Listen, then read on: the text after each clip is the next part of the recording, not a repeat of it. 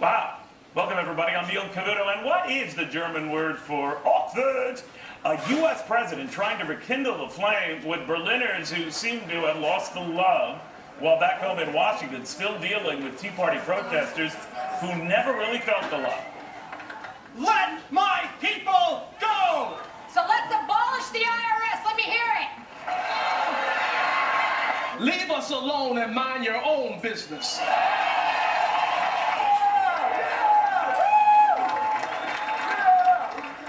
All right, the Becky Gerritson of the Wetumpka Tea Party group, who's, well, they were among those targeted by the IRS. Remember that? And Barbara Haselden, who gave up trying to get tax-exempt status for her group due to the constant questioning and nitpicking by the IRS. Welcome to both of you. Becky, to you first.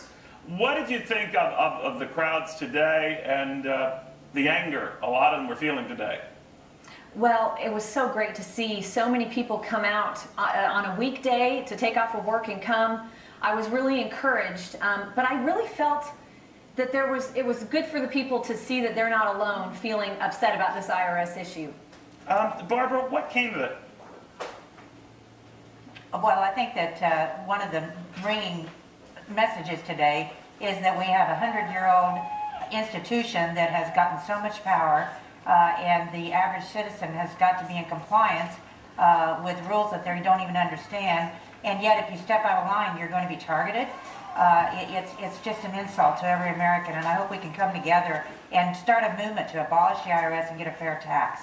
You know, Becky, you and I chatted about this before, that oddly enough, all the hell you went through just trying to deal with this administrative nightmare, to say nothing of the badgering and bullying, it actually helped Tea Party's cause by certainly engendering a healthy respect, if not empathy and sympathy, for Tea Partiers. So in a perverse sense, do you think the IRS helped your cause?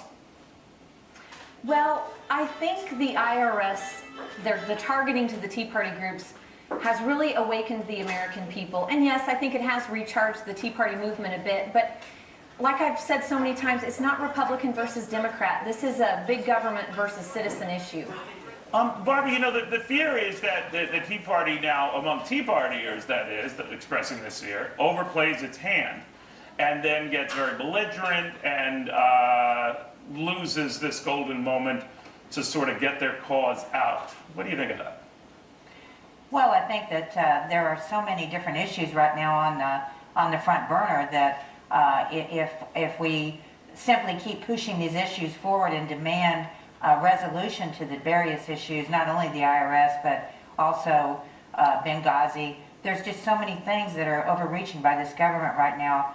So I think that it's really an American issues, not Tea Party issues, and hopefully more Americans will come to our side, because we are representing the Americans, the American citizen. Do you think, and I'm glad I have both of you here right now just to get a sense of this, that the administration isn't serious about addressing this? We just heard, of course, over the past week, an FBI director who couldn't even name the investigator who's looking into the mess, and we got proof that not a single conservative and or Tea Party group affected was called on this mess. That's correct, Neil. Yeah, go ahead. Well, that's correct. And this morning, I don't know if you saw, but Senator Sessions, he's my senator, called me to verify, and I happened to be at my attorney's office when he called, so they did verify that none of the groups that they're representing have been contacted. They know from the other attorneys outside the ACLJ who are suing, their clients have not been at anything. They haven't had appointments made for interviews, or there's been no contact. So it doesn't look like they really have intentions of getting to the bottom of it. You know, Barbara, finally, the groups that you saw protesting today and venting today, what are they angry at the most? At the administration, at the way the IRS treated them, at the indifference that they had gotten, an almost dismissive attitude they had been receiving from the media? What? Well, I would say that it's the using the IRS to target people who are speaking out and exercising their First Amendment rights and our right to assemble.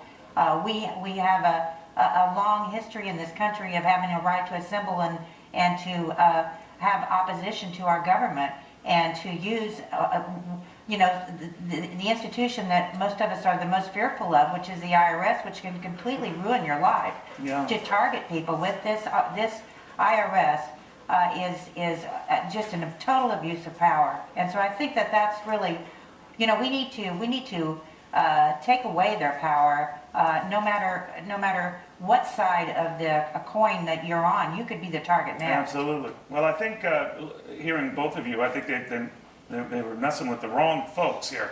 But guys, thank you both very much for joining us. Thank you. Thank you, Neil. Meanwhile, forget whether the IRS will ever find its way. Will it ever get out of its way? You hear about this? The latest fury now. It is doling out over $70 million in bonuses.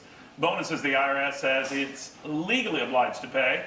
Bonuses the Washington Examiner's Byron York says look pretty stupid to be paying now. Byron, they say, hey, contractually obligated, yada, yada, yada. Bad timing, right? Absolutely bad timing. This comes shortly after they were hauled before Congress to try to explain lavish spending at conferences in Anaheim, California, other places. They called the guy up who ran that division and just beat on him savagely for the whole day. And then, of course, that doesn't talk about the extra standards they had for the Tea Party and other conservative groups. I mean, it's all coming at once for them. Do you think, I was trying to give them the benefit of the doubt on maybe this is contractually in the line, this is the time of year, maybe the start of fiscal year, these bonuses go into effect. I mean, you do have union workers, and this is part of the strategy. Why penalize the Indians when it's the chiefs doing all this? No matter which way I cut it, it just didn't cut it. No, it looks terrible. I mean, part of it is union agreements, and this is kind of par for the course for government workers. They do go on, they do get bonuses every year. It's almost impossible to fire them. I mean, it's just incredibly hard to fire a government worker. So this is the kind of thing that when it comes out, and it does on a regular basis, not just the IRS, all sorts of other government agencies, it just drives taxpayers nuts. You know, I'm wondering where it's all going though, Byron. I mean, the argument seems to be, what you're hearing from Democrats, is that they almost could wait it out. Not all Democrats, some of them demand answers. Max Baucus comes to mind. But the fact of the matter is that the thinking seems to be, and you're closer to the fire than I am, that maybe by waiting it out, holding out, this thing will just sort of flame out. What's your sense? Well, some of that's going to depend on the facts of the case, but I think anytime you have like a major investigator of a scandal say, it's over, let's move on, nothing to see here, right. Which is what Representative Elijah Cummings, a Democrat in the House committee, is trying to do. I think that kind of makes people curious about what else there might be. I think we know President Obama has a lot of problems now, not just IRS, it's also NSA surveillance, Department of Justice, Benghazi. But I think the IRS still has the most potential to hurt him. And if you look at this latest poll we got out yesterday, one question was quite illustrative, which was just a month ago, 37% of people said they thought that the White House had a direct role in the IRS scandal. This latest poll, that 37% is now 47%. If that number keeps going up, this is a serious problem for the president. Yeah, you've either got to disavow them of that notion or let that notion get even stronger. Byron, thank you very, very much. Thank you, Neil.